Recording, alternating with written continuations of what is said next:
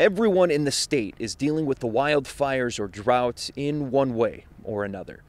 But what do these current conditions mean for our big game animal population and the upcoming hunting season?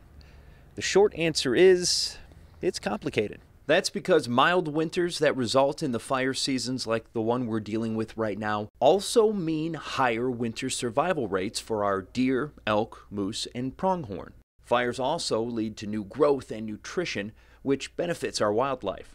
But it's obviously not all positive. Right now, with the dry summer, it makes it really difficult from a nutrition standpoint trying to get them get the food that they need. And so we start to see, especially with the young, their survival rates may drop off. They become more susceptible to predation.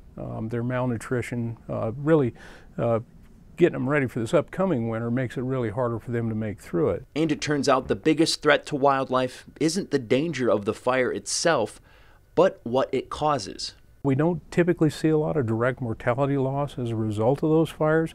We certainly displace wildlife, and then they wind up competing with other wildlife that's already exists in other situations, other conditions. And as Brian reminded me, even with the early fire season raging on right now, things aren't exactly doom and gloom for our wildlife or upcoming hunting season.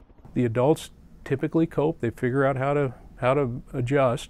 We may see some added mortality for some of the young, especially coming up if we have a difficult winter.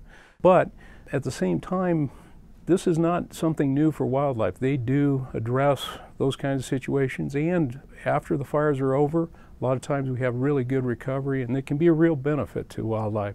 Brian added that as of right now, hunters shouldn't expect too many changes this upcoming fall.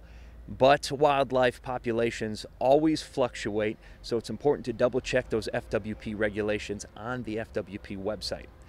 To make it easy, we've got a link to that in this story on our website. Reporting from Helena, Andy Curtis, MTN News.